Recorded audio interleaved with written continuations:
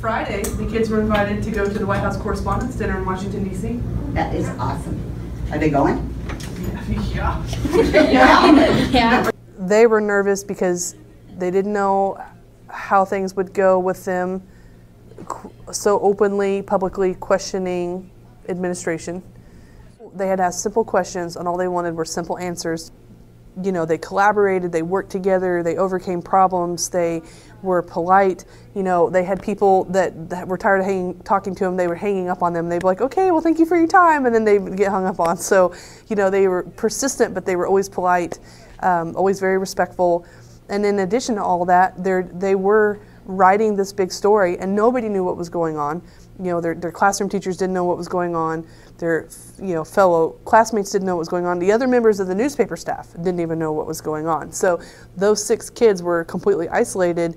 I talked to a couple of them in class. They came up together and they were concerned. And I told them, I said, you know, at any point in time in the process, if you don't feel comfortable or you think this is a bad idea, you don't have to write the story, or you don't have to be involved, or we don't have to print it. I said, you know, it's ultimately your guys' decision, and I will support you either way. If you guys decide this is not our place or it's over our head, I would completely respect that. I said, however, you need to think about your responsibility to the community and the situation that you're in, and that it's not always easy to do the right thing, and I think what you're doing is right.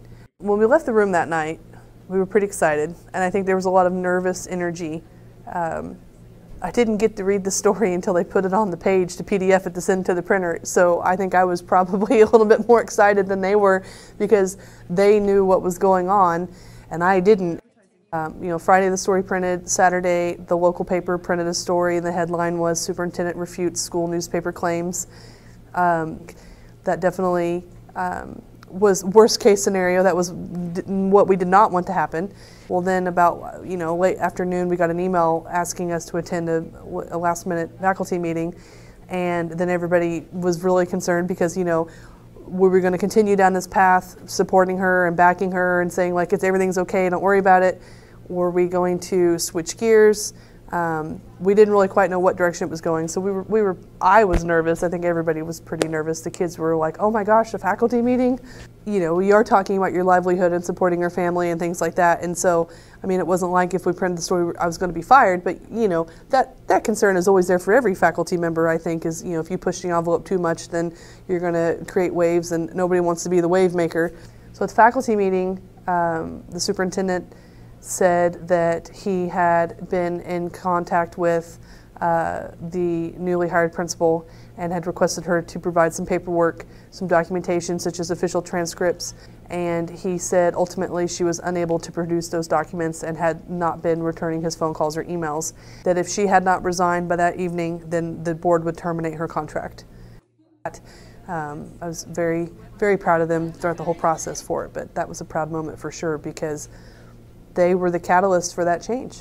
What if they had been wrong? What would have the story been like in the opposite? I mean, would have made national news for embarrassing a professional. You know, it would have been a completely different situation. So we were recently invited by the Huffington Post to attend as their guests for the White House Correspondents Dinner. It's a red carpet, black tie affair, and they are paying for us to fly out and to stay in a hotel, and so we're going to leave on Friday, next Friday, and we'll return on Sunday.